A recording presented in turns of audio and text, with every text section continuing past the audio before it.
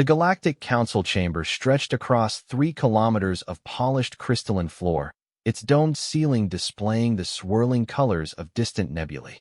Representatives from over 200 species sat in their designated areas, each section designed to accommodate the unique physiological needs of its occupants. The aquatic Delpani floated in their water-filled spheres, while the silicon-based Kristex rested on heated stone platforms. The insectoid Zephyrians hung from specialized perches, and the energy beings known as luminals flickered in their containment fields. At the center of this vast assembly, a small delegation of 3 beings stood on a simple metal platform. They were the Kythera, and they looked nothing like the mighty civilizations surrounding them. Standing barely 4 feet tall, their pale blue skin seemed almost translucent under the chamber's harsh lighting. Their large, dark eyes held an expression of desperate hope, and their thin limbs trembled slightly as they faced the most powerful governing body in the known galaxy. Ambassador Veltar of the Hegemony Coalition, a towering reptilian with scales that shifted color with his emotions, rose from his seat. His voice boomed across the chamber through the universal translators. The petition before us today comes from the species known as Kythera. They request membership in the Galactic Council and protection under our mutual defense treaties. Their homeworld, KYTH Prime, faces imminent destruction from a cosmic phenomenon they cannot prevent or escape. The largest Kythera delegate, whose name was unpronounceable to most species but translated roughly to Whisper of Stars, stepped forward. Her voice was soft, almost musical, but it carried clearly through the advanced acoustics of the chamber. Honored members of the Council, our world dies. The star that has warmed our people for 1,000,000 years grows unstable. Our scientists calculate that within 50 standard years, it will expand and consume our planet. We have no ships capable of interstellar travel, no colonies on other worlds. We have only our knowledge, our culture, and our desperate hope that the galaxy's great civilizations will show mercy to a small and struggling people. A collective murmur arose from the assembled delegates. The Kristex forms pulsed with what their species considered amusement. The Zephyrians' wings buzzed in patterns that indicated dismissal. The aquatic Delpani created swirling patterns in their water spheres that their translators rendered as contemptuous laughter. High Chancellor Vrexoth, the supreme leader of the Council and a member of the ancient Eternal Caste, leaned forward in his energy throne. His form was humanoid but stretched and elongated, with skin like polished obsidian and eyes that held the wisdom and coldness of eons. Speak, Kythera delegation. What can your species offer the Galactic Council? What technologies do you possess? What military might can you contribute to our collective defense? Whisper of Stars exchanged glances with her companions before answering. We offer our art, our music, our poetry. We have developed remarkable techniques in biotechnology and ecological restoration. Our people have lived in harmony with our world for millennia, learning to nurture life rather than dominate it. We have created cities that float like flowers on water, technologies that work with nature rather than against it. The chamber erupted in what could only be described as cruel laughter. The translation systems worked overtime to convert the various expressions of mirth, contempt, and dismissal into sounds the Kythera could understand. Ambassador Veltar's scales shifted to a deep crimson, indicating his amusement. Art? Poetry? Do these things power starships, Kythera? Can your floating cities defend against the void hunters that plague our outer systems? Your biotechnology is quaint, but we have moved beyond such primitive sciences. From the Zephyrian section came a harsh buzzing that translated to their speaker's words. The Council has no use for weakness disguised as wisdom. Your species has had 1,000,000 years to develop proper technology, yet you come to us like children begging for protection. Where are your weapons? Your fleets? Your industrial capacity? The luminal representative's energy field pulsed in patterns of cold blue and harsh white as their thoughts were translated. The universe is not kind to the weak. If your species cannot adapt, cannot evolve beyond your primitive state, then perhaps your extinction serves the greater good of galactic evolution. Whisper of Stars felt her legs growing weak, but she forced herself to remain standing. Please, honored council members. We do not ask for charity. We offer to share everything we have learned, every discovery we have made. Our medical techniques can heal genetic damage across species barriers. Our agricultural methods have fed billions without depleting soil or poisoning water. Our mathematical proofs have solved equations that have puzzled civilizations for centuries. High Chancellor Vrexoth raised one elongated hand, and silence fell across the chamber like a heavy blanket. The Kithara speak of healing and feeding, of mathematical proofs and harmony with nature. These are indeed admirable achievements for a primitive species. However, the Galactic Council exists to maintain order and strength across the galaxy. We are not a charity organization for failed civilizations. He gestured toward a massive holographic display that materialized above the chamber, showing star charts and strategic positions. Every species in this council earned their place through demonstrated power, technological advancement, or strategic value. The Hegemony Coalition controls 17 major star systems and fields the largest fleet in the galaxy. The Christex have mastered matter manipulation and provide the Council with indestructible materials. The Zephyrians serve as our scouts and communications network across vast distances. The Delpani have unlocked the secrets of space-time manipulation. Even our newest members, the Iron Syndicate, brought with them advanced weaponry and industrial capacity. The holographic display zoomed in on the Kitharan system, showing their dying star and single inhabited planet. What you offer us, Kithara, are the gifts of a species that has chosen stagnation over progress.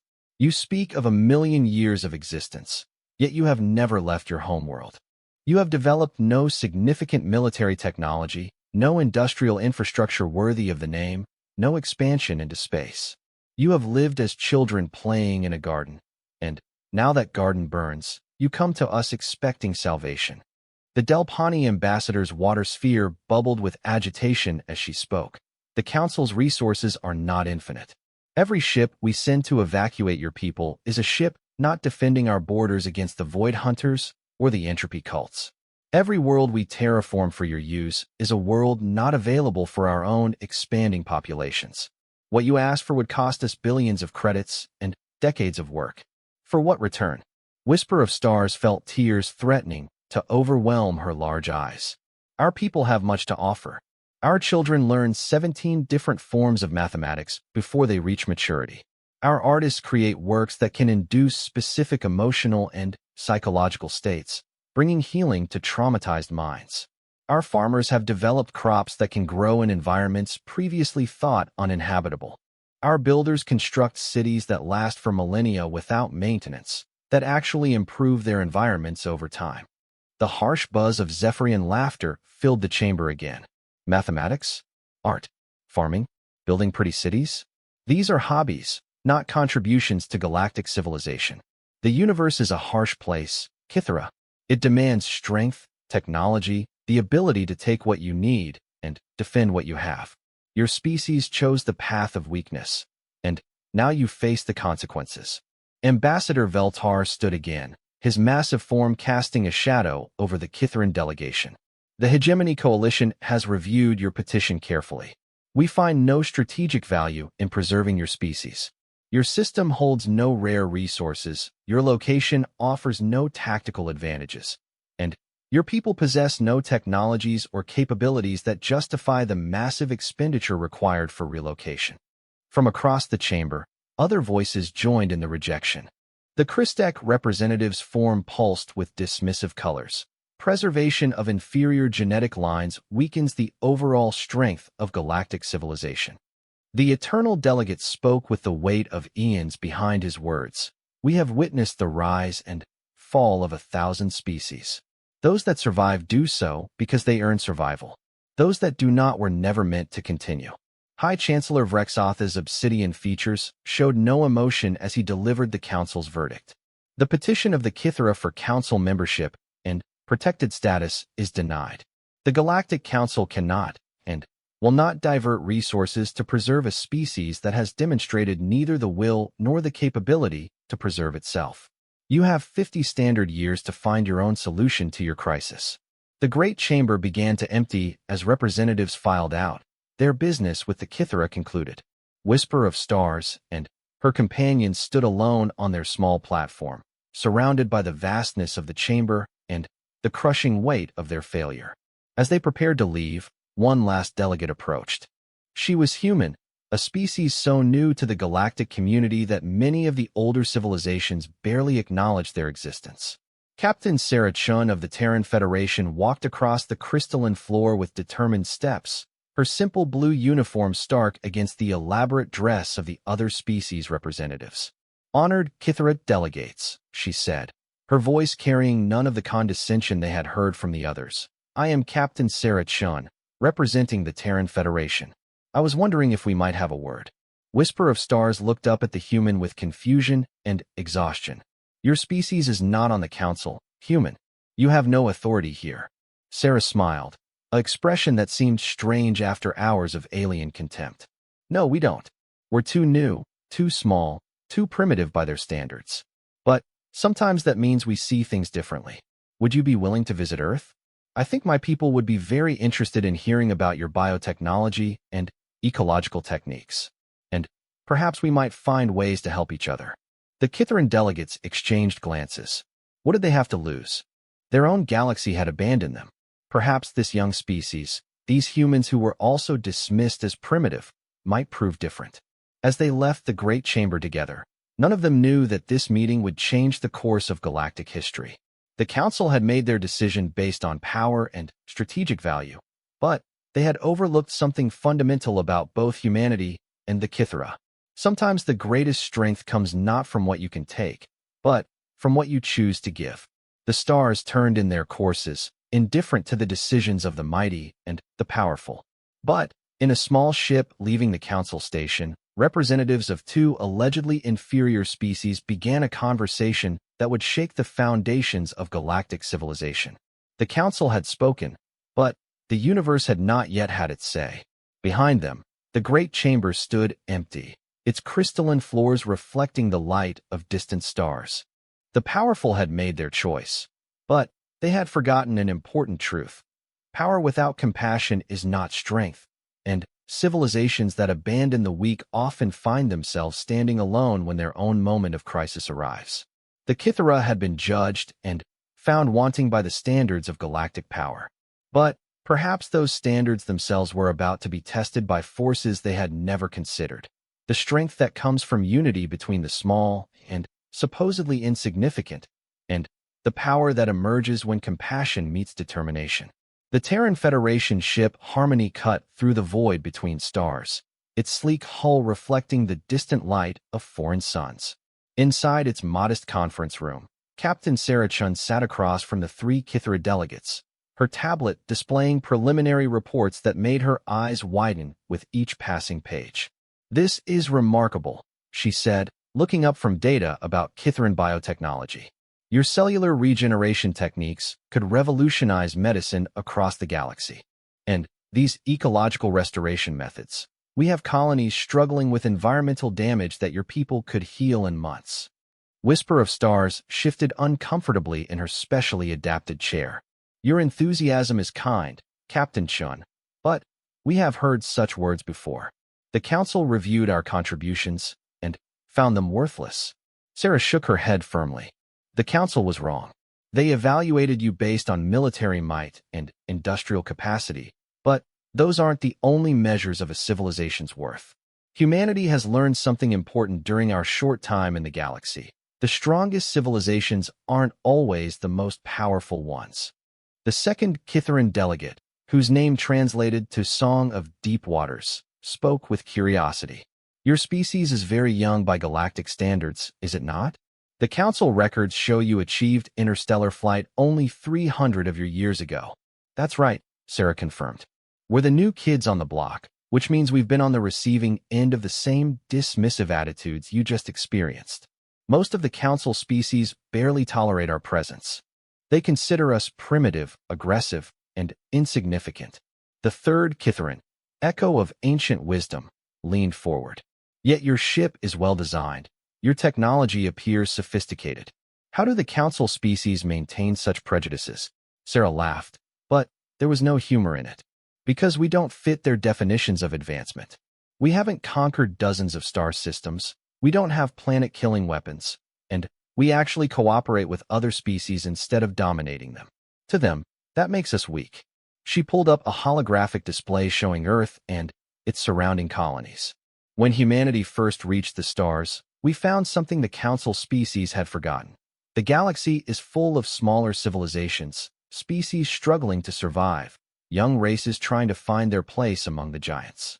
The Council ignores them because they can't contribute to their military machine. But we've learned to work with them. Whisper of Stars studied the display with growing interest. You speak of cooperation. Can you give examples? Gladly. Sarah manipulated the hologram to show different star systems. Here's the Vex system.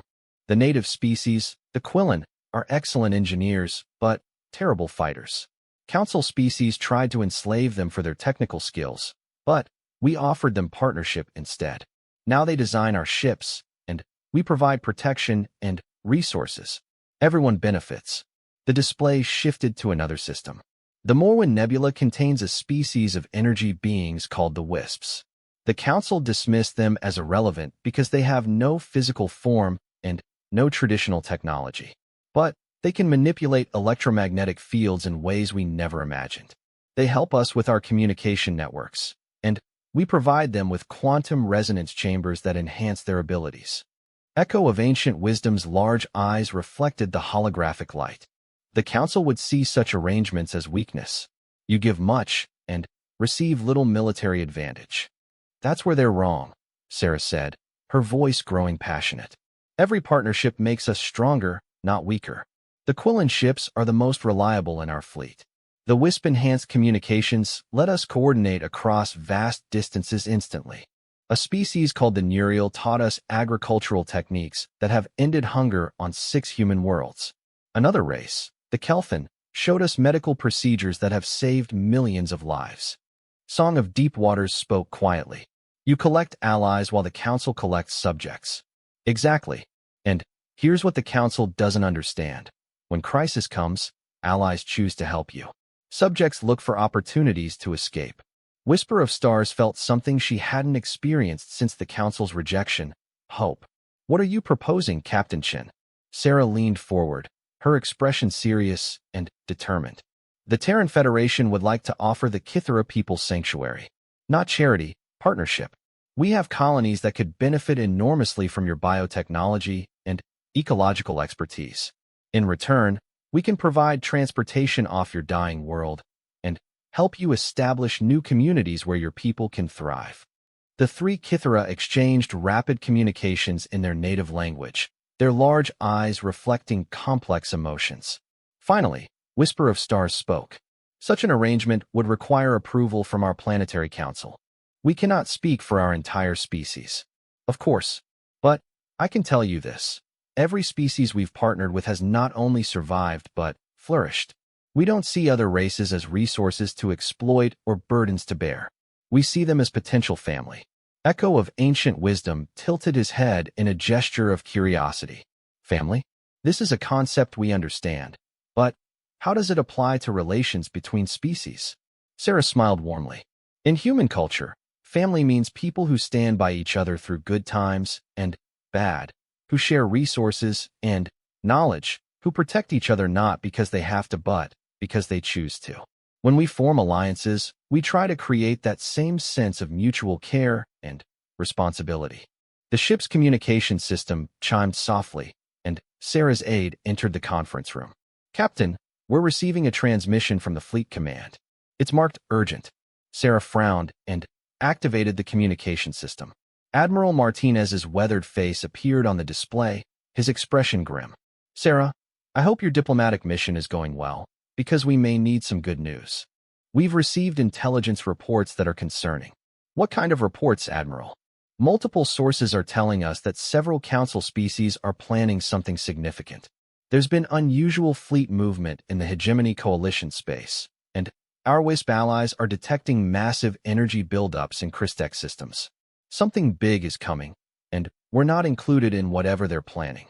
Whisper of Stars leaned toward the display. Admiral Martinez, I am Whisper of Stars of the Kithara. May I ask if this activity appears related to external threats or internal politics? The Admiral's eyebrows rose. Ma'am, our analysts think it's external. The energy signatures we're detecting are consistent with preparations for long-range military operations. Either they're planning to attack someone very far away, or they're preparing to defend against something coming from outside Council space. Song of Deep Waters spoke up, her musical voice tense with worry. In our ancient records, there are stories of a threat from the void between galaxies. Ships of darkness that consume worlds and leave nothing behind. Could these be more than myths? Admiral Martinez's expression grew more serious. We've heard similar stories from several of our partner species. Ancient warnings about something called the Void Hunters or the Entropy Swarm. Most Council species dismiss them as primitive superstitions, but our xenoarchaeologists have found evidence of massive conflicts in the distant past, battles fought against enemies that seemed to appear from nowhere. Sarah felt a chill run down her spine. Admiral, are you suggesting the Council knows something is coming and hasn't told us? That's exactly what I'm suggesting. And if these stories are true, if there really is a threat from extragalactic space, then the Council's strategy of maintaining strength through exclusion and dominance might not be enough. Echo of ancient wisdom's voice carried a note of ancient sadness. Our people remember the old wars, passed down through song and story for 1,000 generations. Great fleets of darkness that consumed entire star systems, leaving nothing but empty space behind. If such things have returned, then all species may face extinction, regardless of their technology or military might. The conference room fell silent as the implications sank in. Finally, Sarah spoke. Admiral, what are your orders? Continue your mission, but accelerate the timeline. If we're facing an existential threat, we'll need every ally we can find.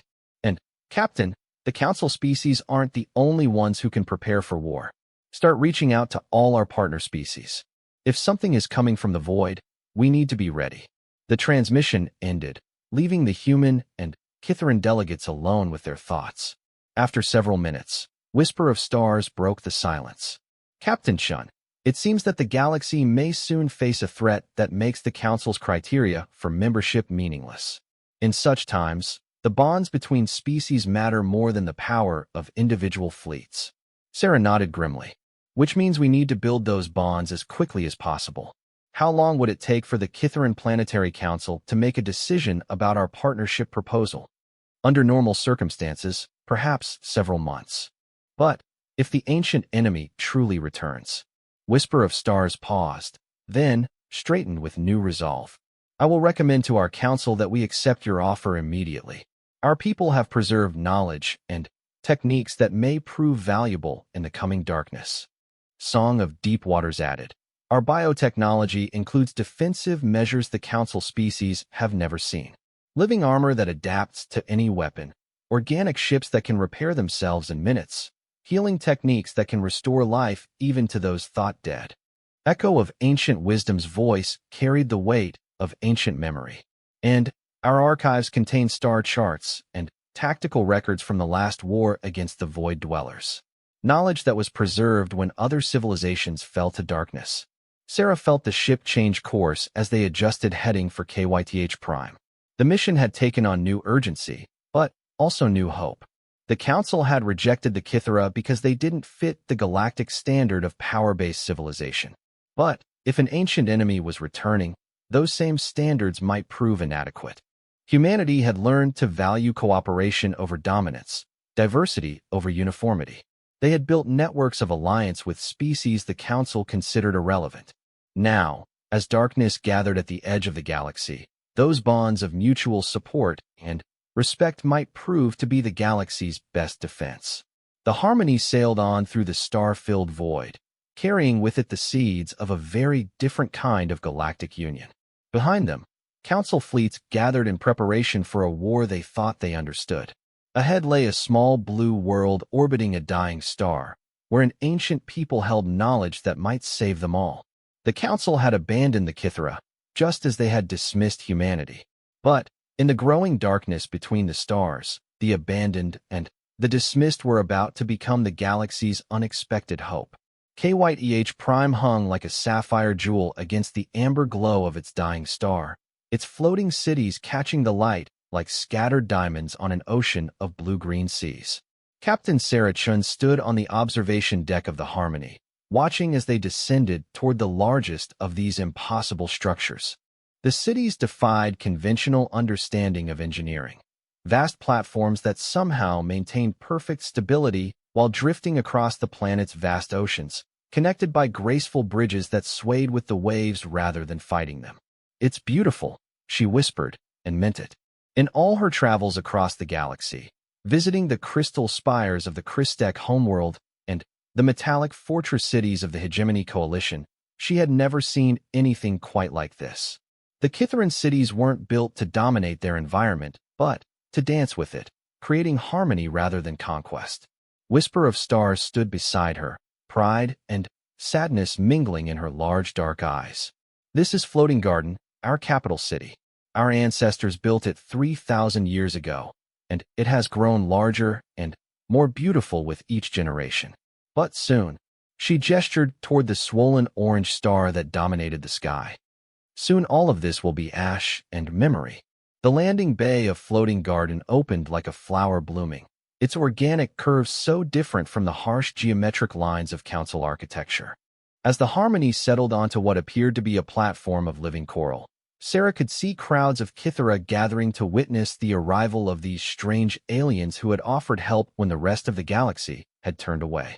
The Kitharan Planetary Council met in a chamber that defied every convention Sarah knew about government buildings.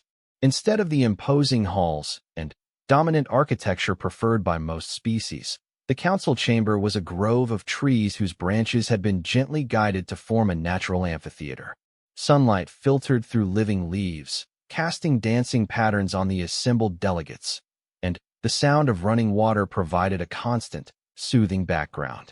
Elder Bloom of Distant Shores, the senior member of the Planetary Council, was ancient even by Kitharan standards. Her pale blue skin had taken on an almost silver hue with age, and her movements were slow but graceful. When she spoke, her voice carried the weight of centuries. "Whisper of Stars has brought us remarkable news," she said, her musical tones echoing gently through the grove. "The humans offer us not charity but partnership. They speak of alliances built on mutual respect rather than dominance. Such concepts are unusual in our experience with galactic politics." Captain Chen stepped forward, choosing her words carefully. "Elder Bloom, humanity has learned that diversity makes us stronger, not weaker. Every species we've partnered with has brought unique knowledge and capabilities that have enriched all our peoples. We believe the Kithara have much to offer, just as we hope to offer you a chance for your civilization to continue and flourish." A younger council member, whose name translated to Ripple of New Thoughts, raised a concern. "Captain Chun, your offer is generous, but we are billions of people. Even if we possessed ships capable of interstellar travel, the logistics of moving our entire civilization would be staggering." Sarah had expected this question. "We've run preliminary calculations with our logistics specialists. Our current fleet, combined with ships from our partner species, could evacuate approximately 50 million people within the next 5 years. It's not everyone, but it's a substantial portion of your population. And we're working on expanding our evacuation capabilities." The grove fell silent except for the whisper of wind through leaves. Finally, Elder Bloom spoke again. 50 million lives saved from 50 billion total. 1 in 1,000 of our people preserved. It is..." She paused, struggling with emotions too complex for easy translation. "It is more than the Galactic Council offered us. It is more than we dared hope for after their rejection." Echo of ancient wisdom, who had remained silent until now, stepped forward. "Elders, I must share something with the Council. During our journey with the humans, we learned that the galaxy may face a threat far greater than our dying star. Ancient enemies that our oldest songs remember may be returning." The council erupted in whispered conversations, the musical tones of Kitharan's speech rising and falling like wind through a forest. Elder Bloom raised one thin hand for silence. "Speak clearly, echo of ancient wisdom. What do you know of the Void Dwellers?" "The humans have detected unusual military preparations among the council species. Their intelligence suggests something is coming from outside the galaxy, something that has prompted even the mighty Hegemony Coalition to marshal their full fleets. Song of Deep Waters added. Our archives contain records from the last incursion, 100,000 years ago. The Void Dwellers came not as conquerors seeking resources or territory, but as devourers seeking only to consume and destroy. They turned entire star systems into empty space, leaving nothing behind but cosmic dust. Elder Bloom's silver skin seemed to pale further. If this is true, then our dying star becomes a lesser concern. The Void Dwellers do not discriminate between powerful and weak, advanced and primitive. They destroy all life they encounter. Captain Chun felt compelled to add, which is why we need to work together. The Council species believe they can face this threat through military might alone, but the historical records suggest that brute force isn't enough. It will take cooperation, innovation, and the unique strengths of every species working together. Ripple of New Thoughts raised another point. But if these ancient enemies are truly returning, how can humanity hope to succeed where the great galactic powers might fail? Sarah smiled with grim determination. Because we don't think like them. The Council species have grown comfortable with their dominance, secure in their superior technology and military might. But humanity has always been at our best when we're the underdog, when we have to rely on creativity, cooperation, and stubborn refusal to give up. She activated her portable holographic display, showing the network of human alliances. Every species we've partnered with brings something unique to our alliance. The Quillen provide engineering expertise. The Wisps handle our communications. The Neurial share agricultural knowledge. The Kelthan contribute medical advances. And now, if you'll join us, the Kithera could provide biotechnology and ecological knowledge that might be crucial in the coming war. Elder Bloom studied the holographic display with ancient eyes. You speak of our knowledge being crucial. How so? Echo of ancient wisdom answered before Sarah could respond. Because the Void Dwellers are not truly alive as we understand life. They are entropy given form, destruction made manifest. Our biotechnology, our understanding of life and growth and harmony with nature. These might be the keys to creating defenses they cannot simply overwhelm with superior firepower. The Council Grove fell silent again, but this time the silence held the weight of momentous decision. Elder Bloom closed her eyes and seemed to commune with the trees around them, as if drawing wisdom from the living architecture of their meeting place. When she opened her eyes, they held new resolve. The Planetary Council accepts the human offer of partnership. We will begin immediately preparing our people for evacuation. 50 million lives preserved is 50 million more than we had yesterday. She stood, her ancient frame straightening with purpose. But, more than that, we offer our knowledge freely to this alliance humanity has built.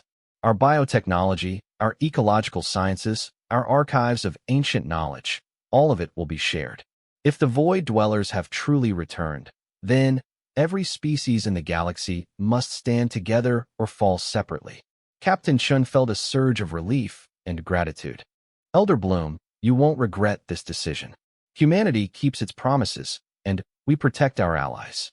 There is something else, Elder Bloom continued. Our evacuation cannot be random. We must preserve not just lives, but knowledge.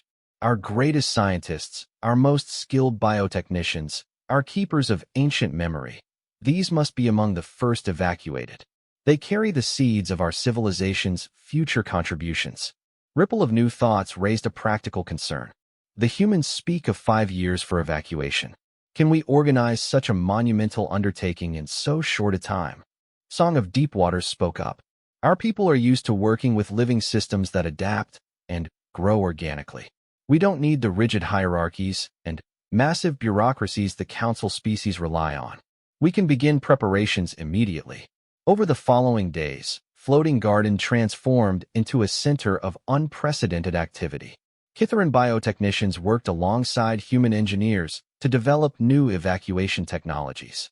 The humans learned about organic ship designs that could grow and adapt during the journey, while the Kithera studied human logistics and resource management. The results were remarkable.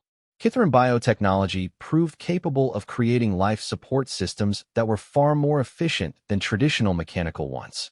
Their living ships could carry larger populations while requiring less maintenance and fewer resources. In return, human organizational skills and manufacturing capabilities allowed for rapid scaling of evacuation operations. But, perhaps most importantly, the partnership produced innovations neither species could have achieved alone. Hybrid biomechanical technologies that combined human engineering with Kithran organic systems. Communication networks that used both electronic transmission and biological resonance. Defense systems that could adapt and evolve in real time. As the weeks passed, reports continued to arrive about Council military preparations. Massive fleets were gathering at strategic points throughout the galaxy. Defensive installations were being constructed around major worlds. The Council was clearly preparing for war, but they were doing so in isolation, relying on their traditional strengths and ignoring potential allies. Meanwhile, the human-Kithran partnership was reaching out to every minor species they could contact. The galaxy, it turned out, was full of civilizations that had been overlooked or dismissed by the Council. Each brought their own unique capabilities and knowledge. The crystalline Valens could manipulate light itself, creating illusions and camouflage. The gaseous driftkin could survive in the vacuum of space and scout areas too dangerous for solid beings. The mechanical Kogites, artificial intelligences from dead worlds, possessed computational abilities that surpassed even the mighty Christex. One by one, these forgotten species joined the growing alliance. Not because they were forced to, but because they were offered respect, partnership, and hope. The network of cooperation that humanity had begun was becoming something unprecedented in galactic history, a truly voluntary confederation based on mutual benefit rather than dominance. As their evacuation ship designs neared completion, Elder Bloom met privately with Captain Chun in the grove that served as her personal sanctuary. Ancient trees towered around them, their branches heavy with bioluminescent fruits that provided gentle illumination. Captain Chun, the elders said, in all our history, no species has ever kept such promises as humanity has made to us. Your people work tirelessly to save strangers from a distant world. What? Sarah considered the question carefully. Because we know what it's like to be alone, Elder Bloom. Humanity spent most of its history isolated on one world, believing we were the only intelligent life in the universe.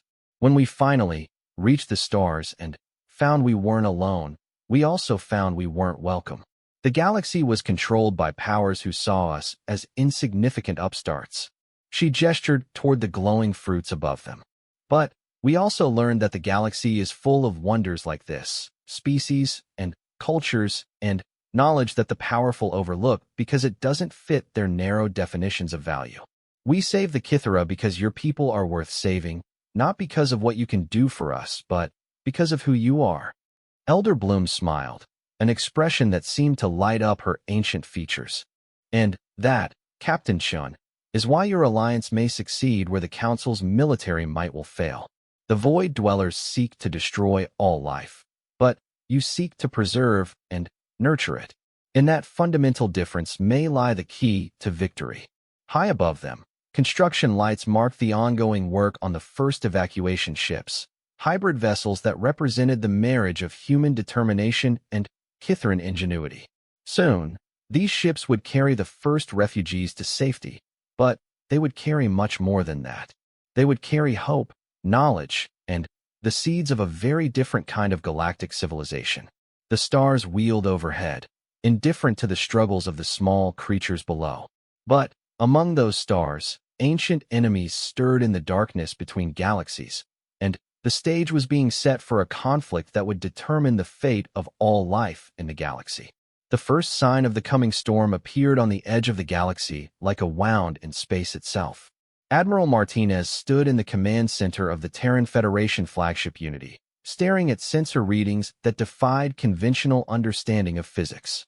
Where there should have been stars, there was only an expanding sphere of absolute darkness, a void that seemed to devour light itself. How many systems? He asked his tactical officer, Lieutenant Commander Torres, though he dreaded the answer.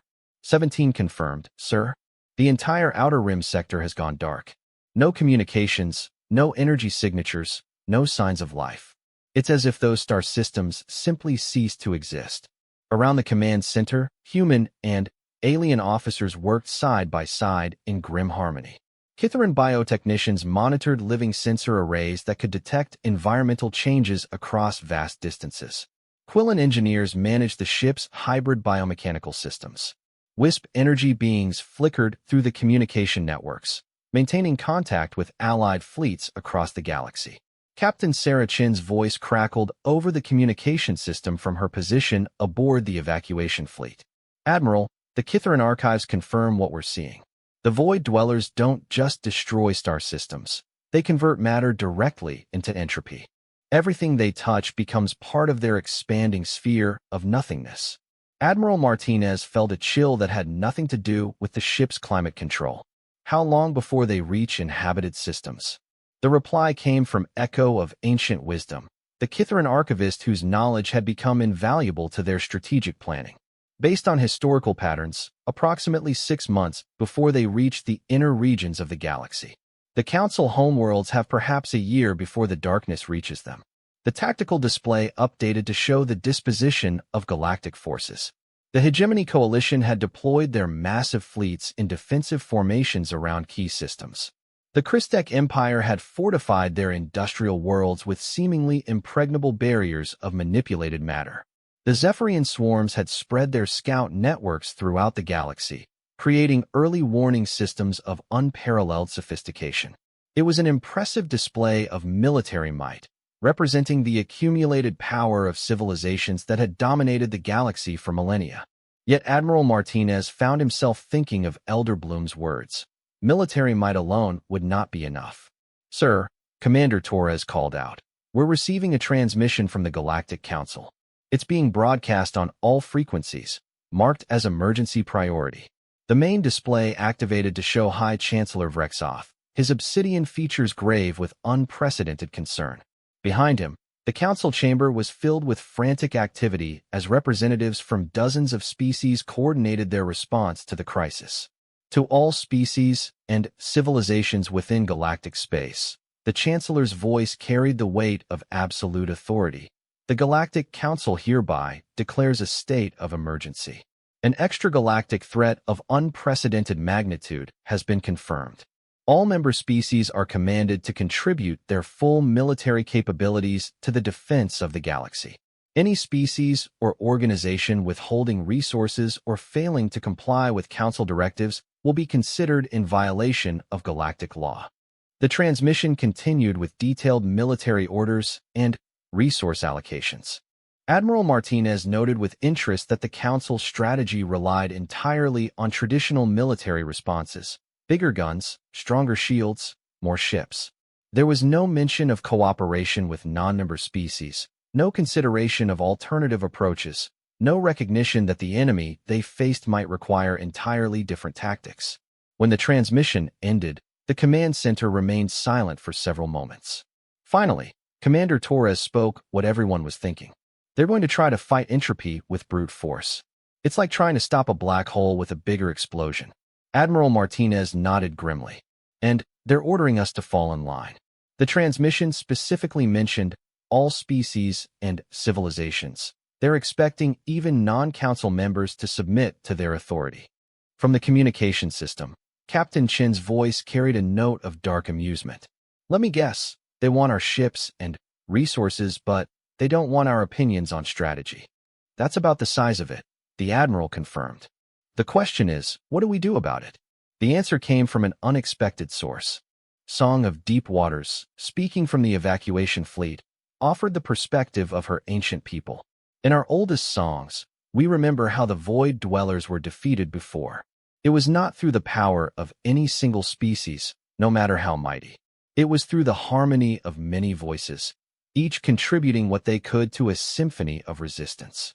Echo of Ancient Wisdom added, "The archives speak of something called the Living Alliance, a confederation of species that combine their unique abilities to create something greater than the sum of their parts. Biological adaptation, technological innovation, energy manipulation, matter transformation, consciousness networking. all working together as a single organism. Lieutenant Commander Torres looked up from her tactical station. Admiral, if we follow Council orders and integrate our forces with theirs, we become just another component in their traditional military machine. But if we maintain our independence, we can try the approach that actually worked before. Admiral Martinez finished. The question is whether we have enough allies to make it viable. As if summoned by their conversation, reports began flooding in from across the Alliance network. The response was unanimous and immediate. Every species that had partnered with humanity pledged their support for an independent resistance strategy. The Nuriel offered their agricultural expertise to create living supply lines that could sustain fleets far from their bases. The Kelthan provided medical techniques that could heal damage from void contamination. The Valens promised to use their light manipulation abilities to create deceptions that might confuse the enemy. The Driftkin volunteered to scout the edges of the expanding darkness, their gaseous forms able to survive in environments that would destroy solid matter. Most importantly, the Kojites, the artificial intelligences from dead worlds, revealed a capability they had never shared before. They possessed computational models of void dweller behavior based on analysis of ancient battlefield sites. Their mechanical minds had been processing the data for centuries, seeking patterns in the chaos of entropic warfare. The void dwellers have one critical weakness. The Kojite representative communicated through quantum transmission, its artificial voice carrying centuries of calculation. They cannot create, only destroy. They cannot adapt, only consume. They are perfect at converting order to chaos, but they are vulnerable to systems that can create order faster than they can destroy it. Admiral Martinez felt the first glimmer of hope since the crisis began. Explain. Living systems, biological networks, adaptive technologies, these can rebuild faster than they can be torn down. The void dwellers are like a perfect acid that can dissolve any container, but they cannot dissolve a container that rebuilds itself continuously. The ancient Living Alliance used this principle to create self-regenerating defenses that could contain the entropic expansion. The tactical implications were staggering. Instead of trying to stop the void dwellers with superior firepower, they could potentially contain them with superior regeneration. It would require unprecedented cooperation between species with radically different technologies and biological capabilities, but it might actually work. Commander Torres was already running preliminary calculations. Admiral, if we could combine Kitharan biotechnology with human manufacturing, Quillen engineering with WISP energy manipulation, we might be able to create exactly the kind of regenerative defense network the Kojites are describing. It would require resources on a galactic scale, Admiral Martinez mused. Coordination between dozens of species, massive industrial capacity, perfect timing. It would require exactly the kind of alliance we've been building. Captain Chen's voice cut in from the communication system. The Council chose dominance over cooperation. We chose cooperation over dominance. Now we find out which approach actually works when faced with ultimate threat. The decision was made in that moment, though it would take hours of planning and days of preparation to implement. The Terran Federation and its allies would pursue their own strategy for dealing with the void dwellers. They would not abandon the rest of the galaxy. Indeed, their plan might save everyone, but they would not subordinate themselves to Council authority. Within days, the Alliance had mobilized resources on a scale that would have impressed even the mighty Council species. Kitharan bioships began growing at unprecedented rates, their living hulls capable of regenerating damage faster than conventional weapons could inflict it. Human industrial capacity, enhanced by Quillen engineering, produced hybrid technologies that combine mechanical precision with biological adaptability. The WISPs created communication networks that could maintain contact even through void contamination. The Valens worked with Driftkin scouts to create early warning systems that could track the enemy's movements through the darkness between stars.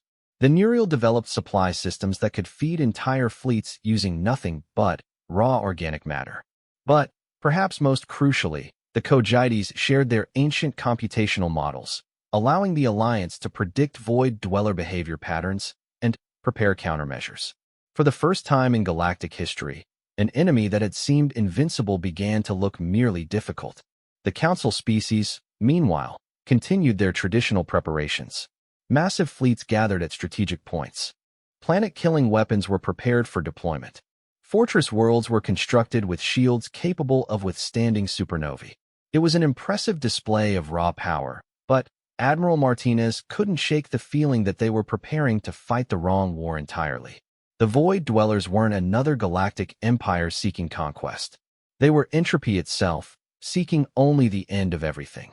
Against such an enemy, creation might prove more powerful than destruction, growth more effective than force. As reports continued to arrive from the expanding zone of darkness, the race was on. The Council believed their superior firepower could stop the ancient enemy through sheer military might. The Alliance believed their cooperative network could contain the threat through adaptive regeneration. Soon, very soon, they would learn which approach could save the galaxy from becoming nothing more than empty space drifting in eternal night. The Void Dwellers came without mercy or negotiation, seeking only to return the universe to the silence that existed before the first star lit the darkness.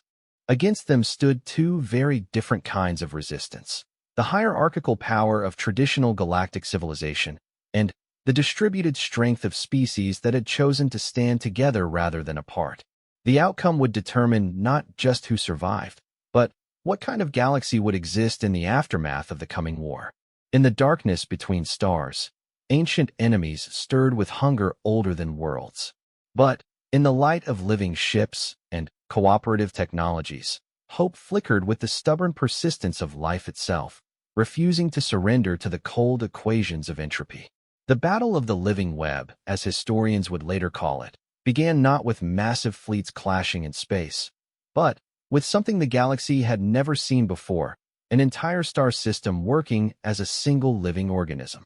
Admiral Martinez stood on the bridge of the Unity, watching as the final preparations fell into place around the Kepler 442 system. What had once been a collection of planets, moons, and asteroids was now something unprecedented in galactic warfare: a biological network spanning billions of kilometers, with each celestial body transformed into a node in a vast defensive web. The Kitharan bioengineers had exceeded every expectation. Using techniques refined over their species' million-year history, they had seeded the system's planets with modified organisms that could survive in vacuum and process raw matter into defensive structures.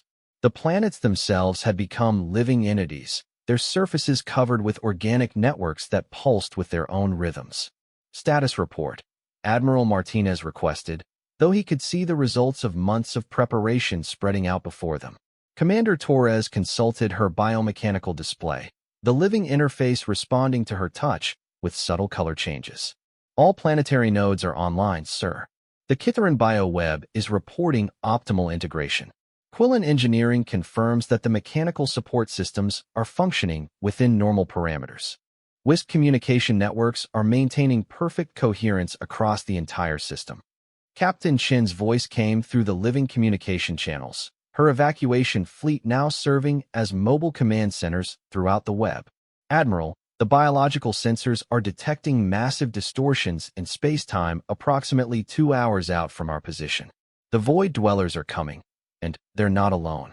The tactical display shifted to show the approaching threat, and Admiral Martinez felt his breath catch in his throat.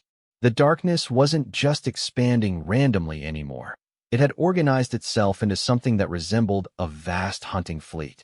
Geometric shapes of absolute nothingness cut through space, each one large enough to engulf entire moons. They moved with terrifying purpose, leaving trails of entropy that turned background radiation itself into nothingness. How many Council fleets are in position to intercept? He asked, though he suspected he knew the answer. The Hegemony Coalition has positioned 3 battle groups in the outer system, Commander Torres reported. The Christek Empire has deployed their matter manipulation platforms near the 4th planet. The Zephyrian swarms are maintaining combat air patrol throughout the system. Total Council forces number approximately 40,000 ships. It was an impressive force by any conventional measure. The combined military might of 3 major galactic powers, armed with weapons that could shatter planets and shields that could withstand stellar explosions. Yet Admiral Martinez found himself remembering echo of ancient wisdom's warning. Conventional weapons were worse than useless against an enemy that converted matter directly into entropy. And our forces? 1,500 ships, sir. But that doesn't tell the whole story. Every ship in our fleet is biomechanically enhanced. They can regenerate from damage, adapt to new threats, and function as nodes in the living web. Our effective combat capacity is... She paused, consulting the organic calculations flowing through her display. Unknown, sir. We're attempting something that's never been tried on this scale. From across the system, echo of ancient wisdom's voice joined the communication network, transmitted through the bioweb's organic channels. Admiral Martinez, the ancient archives speak of this moment.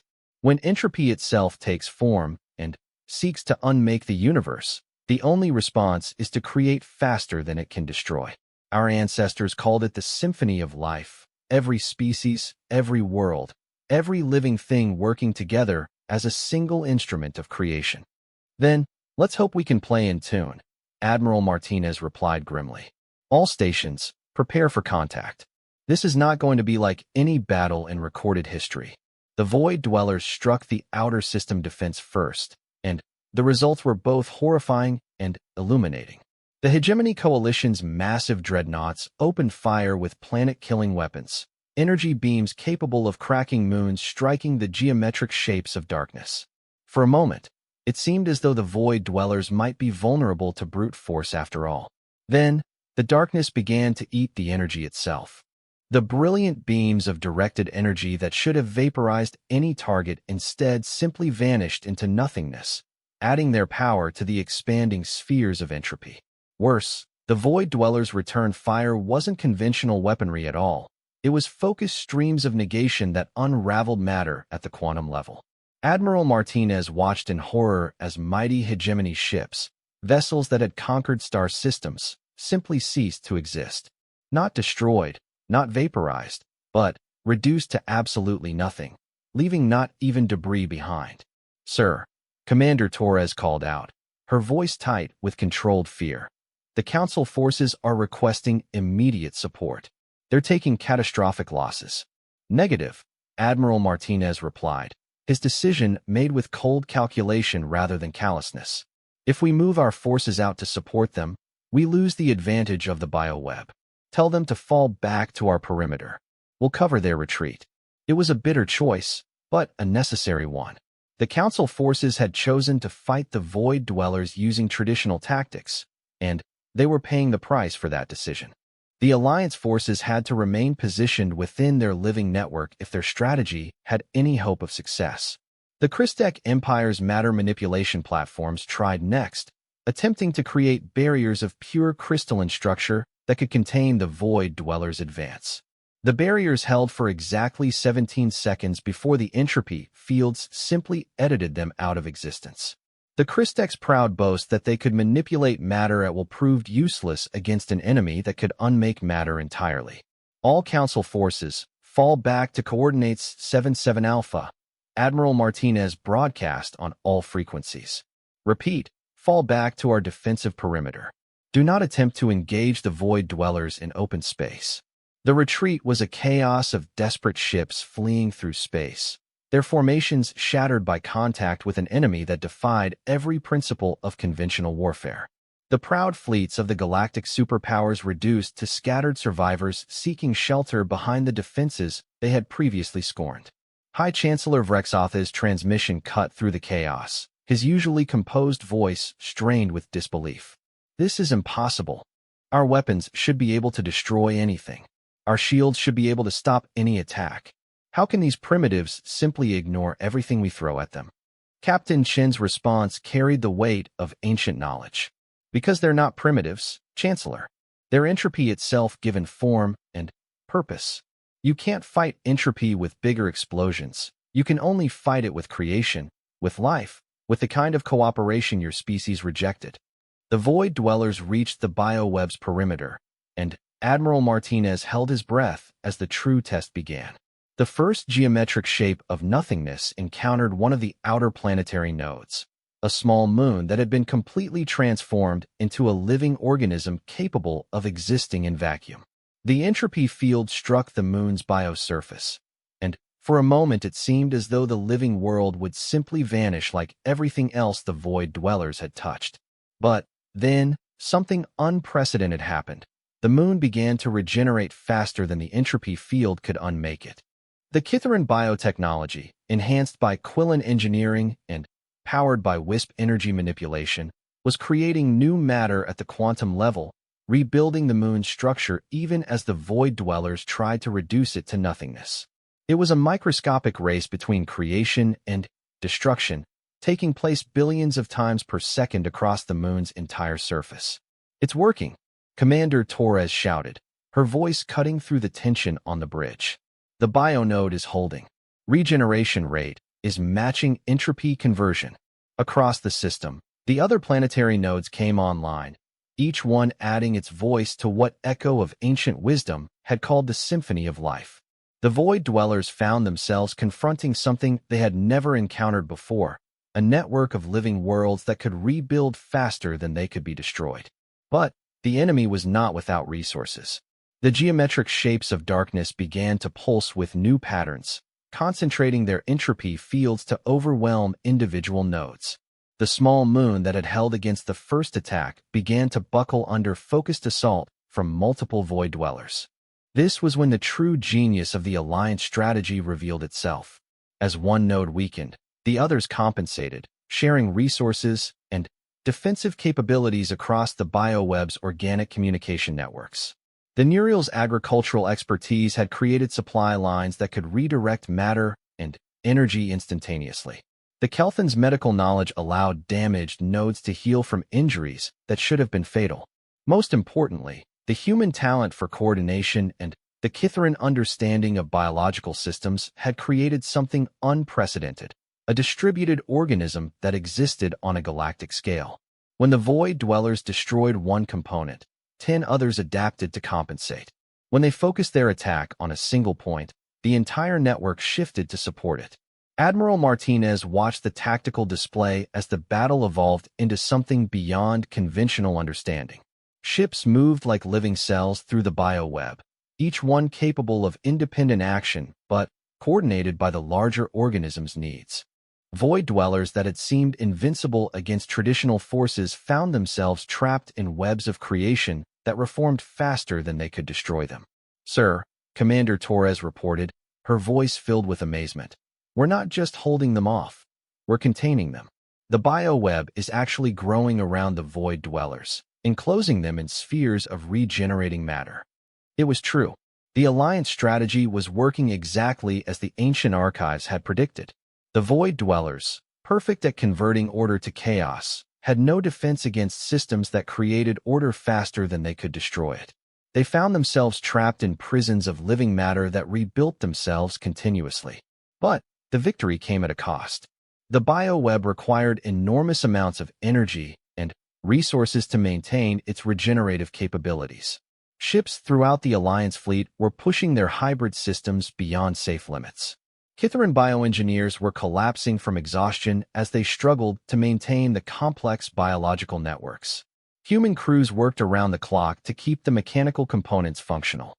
"Admiral," Captain Chin's voice carried exhaustion, but also hope. "The evacuation fleets are reporting that we've successfully contained 60% of the void dweller forces. But our regeneration systems are running at maximum capacity. We can't maintain this level of output much longer."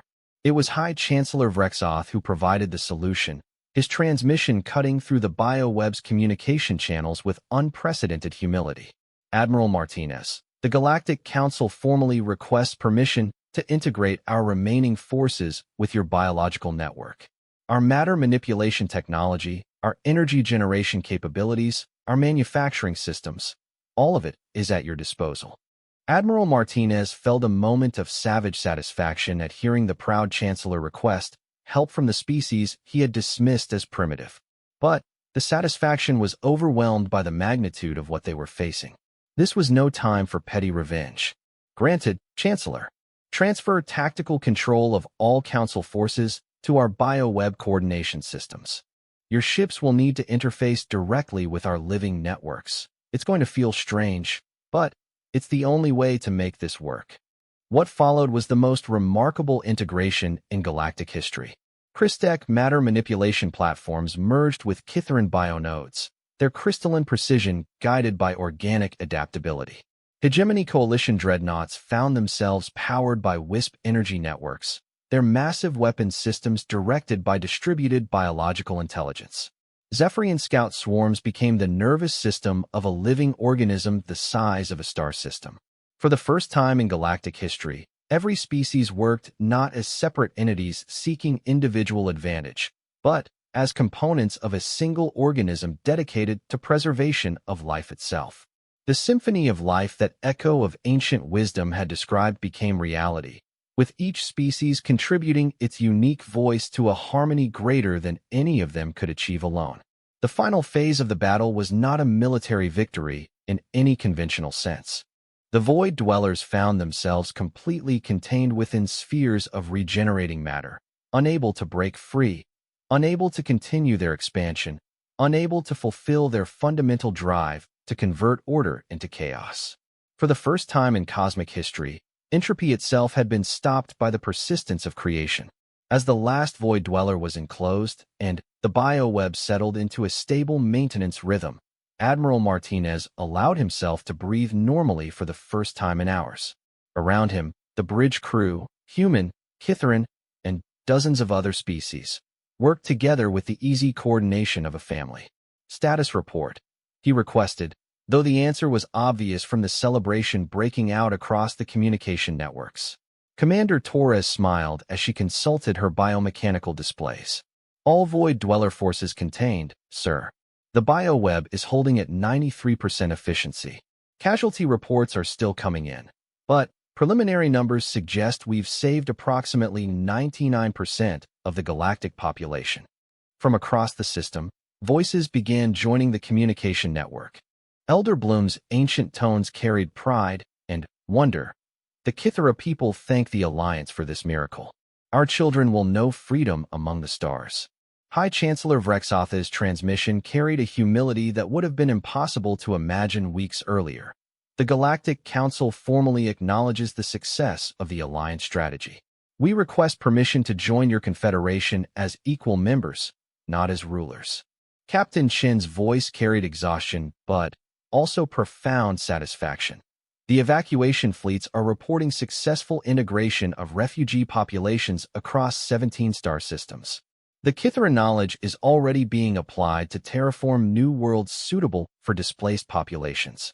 But perhaps the most important voice was that of Echo of ancient wisdom, speaking for all the forgotten species that had been dismissed as irrelevant by galactic powers. The galaxy has learned something important today. Strength does not come from the power to destroy, but from the wisdom to create. Dominance is temporary, but cooperation is eternal. Admiral Martinez looked out at the star field where the bioweb continued its work, maintaining the prisons that held entropy itself at bay. It would require constant vigilance, continuous cooperation between all the galaxy's species. But they had proven something remarkable. When life chose to stand together, even death itself could be contained. The Void Dwellers had sought to reduce the universe to silence and emptiness. Instead, they had inspired the creation of something unprecedented, a galactic civilization based not on the dominance of the strong over the weak, but on the mutual support of all life for all life. The Council had abandoned the Kythera because they offered art instead of weapons, cooperation instead of conquest. Humanity had embraced them for exactly the same reasons. In the end, it was the supposedly weak and insignificant who saved the galaxy from becoming nothing more than empty space drifting in eternal night. The stars continued to shine, no longer indifferent to the struggles of the small creatures below, but sustained by their stubborn insistence that creation was stronger than destruction, that hope was more powerful than despair, and that sometimes the greatest strength comes not from standing above others, but from choosing to stand with them.